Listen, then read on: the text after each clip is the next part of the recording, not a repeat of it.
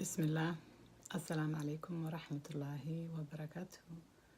walaalaha dhammaantiin aad ayaan idin salaamayaa. soo dhawaada. Qaasatan waxaan si gaar ah u soo dhaweynayaa walaalaha channelkayga ku cusub iyo walaalihii horey ila joogay Sinista Thursday-ba. dhammaantiin soo dhawaada. baryahan runtii aad baan u mashquulay, shaqada ay ugu badatay iska hawla adduunyo, marka intaana iskamaanan maqnayne hawshan shaqadan gaarka ana maaragtay si gaaran ugu maqnaa oo fiidiyoyo badan ayaa maaragtay aan editing ku sameynaya insha Allah, oo maaragtay hawada kusoo jira insha Allah tacaala ood ka heli doontaan. aad baan u hubaa inaad ka heli doontaan. waxaan maaragtay maanta rabaa inaan soo jeediyo oo anigii hore uga hadlay timuhu noocyada ay u kala baxaan. shaambooyadana oo anigii xoogaa ka taataabtay inuu shaamboo ma tahay sheekadu ayaan ahayne ay inta sheekadu ka sal ballaaran tahay. xoogaa baan ka taataabtay inkastoo aanan si detail ah aan u sharaxin. marka waxaad soo weydiiseen saaxiibay shaambooyada bal magacyadooda iyo maaragtay mid kasta waxa uu loogu talagalo u fiican yahay bal noo soo tabi.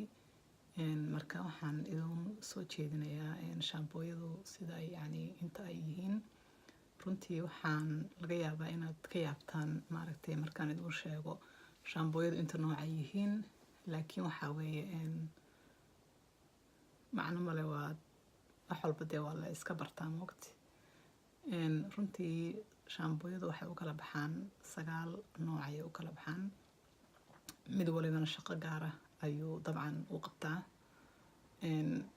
xabad baan 10 uga dhigi doonaa on surprise idinkaga dhigi doonaa. maaragtay suubis meel odhan jiray mid suubisaan hayaa on 10ka aan ku bixin doonaa insha Allah tacaala. shaambooga horta ugu horeeya waxaa la yidhaahdaa clarifying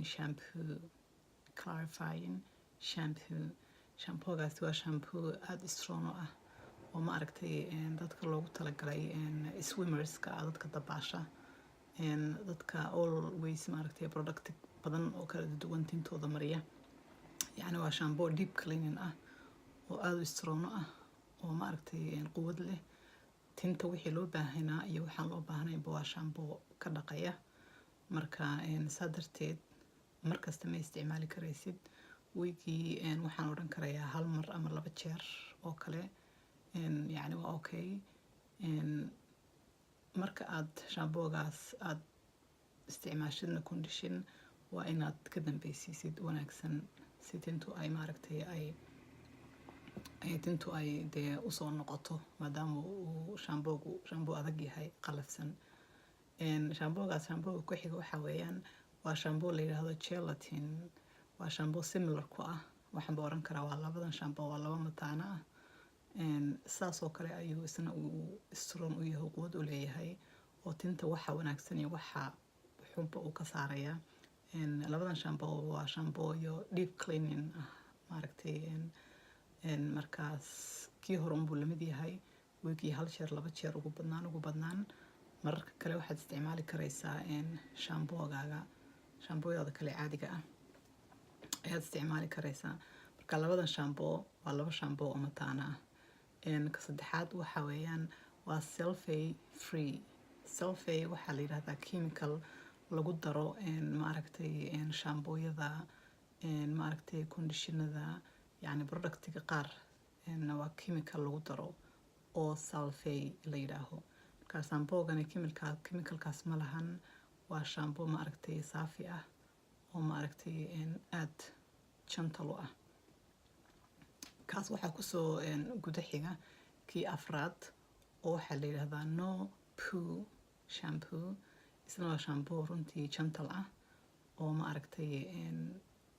maaragtay aan chemical badan iyo waxyaabo badan aan lahayn, oo maaragtay aada u fiican oo qof waliba isticmaali karayo. shaamboogaas waa shaamboogii afraad. kii waxaa soo haray 5aad waxaa weeyaan waa volumizing shampoo. shaamboogaas waxaa weeyaan dadka tintooda 2 xaba ay tahay tintooda iska liciifka tahay laba mid ilaahay qadartiisa dad usaa u dhaliyay baa jira ayaa waxay ma aragtay ay u soo celinaysaa tinta waxay kaaga dhigaysaa yacni volume ay tinta u yeelaysaa oo ay ka dhigaysaa moogta marka dadkaas wuxuu qaasatan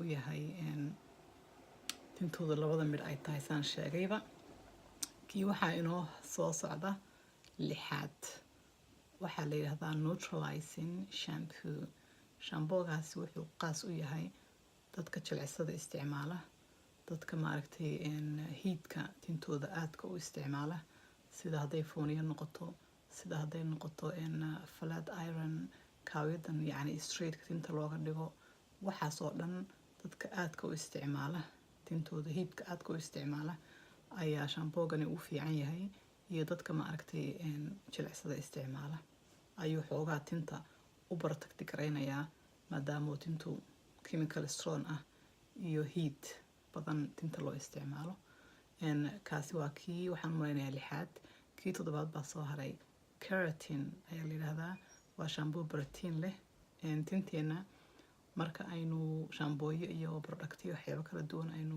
ku dhaqno ama u isticmaalno waxaa tinta ka baxda wixii nacafacaadkii dhammaa oo tinta loogu talagalay ayaa xaqiiqatan ka baxda marka shampoogan keratin la yidhaaho waa shampoo proteinka maaragtay tinta usoo celinaya oo maaragtay tinta proteinkeeda u dagaalamaya shampoogaasi waa kii lixaad waa kii toddobaad astaqfurullah kii toddobaad kii waxaa soo haray sideedaad oo ah dry shampoo waa shampoo dry ah wuxuu u kala baxaa laba nooc powder iyo liquid marka shampoogan markaad iska caadisaysan tahay 2-3 cisho tinta haddaadan dhaqin dumar baynu nahay waynu iskaranaynaa marxaladahaas marka lagu jiro waad iska caadisaysan tahay tintii haddaad ka waasatay inaad dhaqdid tintaada inaad rabtay inay fresh iyo nadiif kuu noqoto maaragtay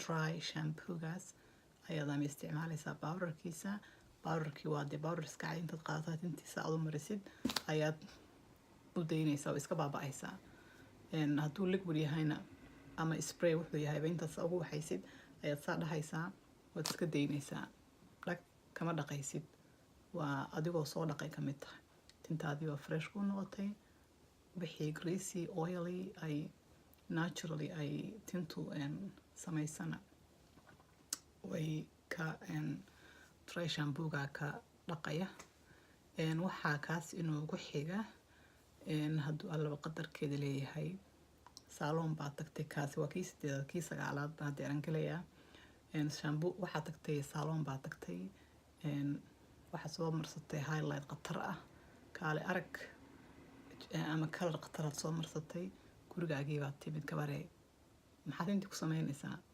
ma shaambooyada caadiga ah ee kuu yaalay ayaad ku dhaqaysaa waa maya kuma dhaqaysid lacag badan ayaad kasoo bixisa waynu is ognahay inta ay highlight ama colorin ay yacni qiimuhu saaloonka uu ka yahay waynu is naqaanaa marka waxaad doonaysaa inaad lacagtaada safe garaysatid oo maaragtay kalarkani uu kuu istaago oo kuu joogo oo dhaqso kaaga dhaqmin ayaad rabtaa soo maha waayahay marka color protecting shampoogan ayaad soo gadanaysaa tintaadii ayaad ku dhaqanaysaa dhag tintaadii oo qatar ah kalarkiioo kuu raagaya kaama dhaqmayo maxaa kaa maqan yeah of course طبعا wuxuu leeyahay condition buu leeyahay colorinka oo loogu talagalay conditionkana waad soo gadanaysaa dhag kalarkaaga wuu kuu joogayaa yeah iska fiiriyaa bay ishii maxaa la dhahay ishii fall bilay miyay ahayd yeah bal iisoo saxa waa 9kii shampoo halkaas bay inoogu dhammaadeen shamboogii suubiska ahaa oon rabay inaan ku buuxiyo xisaabtaas ayaan ku darayaa waayo shamboogani muxuu yahay tintaadu hadday dandruff leedahay dandruff waxaa la yidhaahdaa tinta toxobta leh ee lafta cad maaragtay laftaadu markay caddaato toxob soo ma ahayn toxobta markay yeelato shamboogan dandruff shampoo ayaa la yidhaahdaa. waad soo gadanaysaa, tintaadaad ku dhaqanaysaa. aad iyo aad wali waxaan ku dhihi lahaa tinta markaad qoysid shaambooga aad marisid xoogaa u daa dhowr minute inta aad jirkaaga dhaqanaysid, xoogaa scalpiga maaragtay lafta ha galo 2 minute 3 minute whatever waxay ahaato ka badan waa alxamdulilah. markaas ka dhaq tinta. kaas waa kii suubiska ahaa ee surprise-ka ahaa.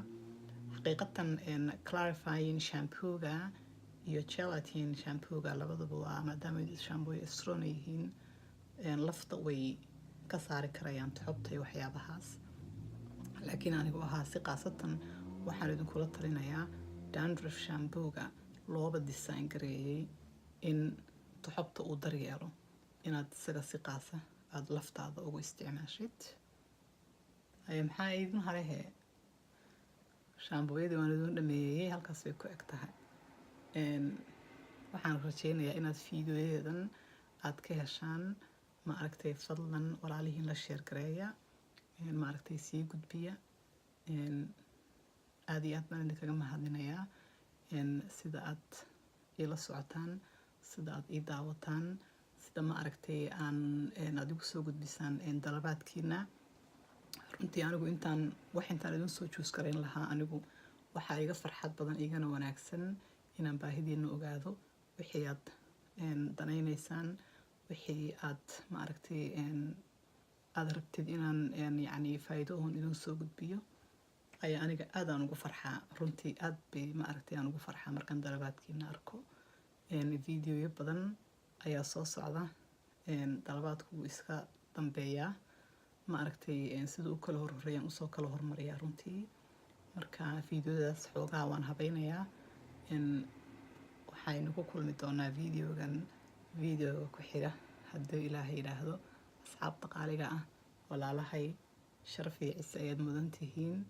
ma aragtay insha allahu tacaala fiidiyoogaas ayay inoo ahaan doontaa intaynu mar kale hawada aynu ku kulmi doono.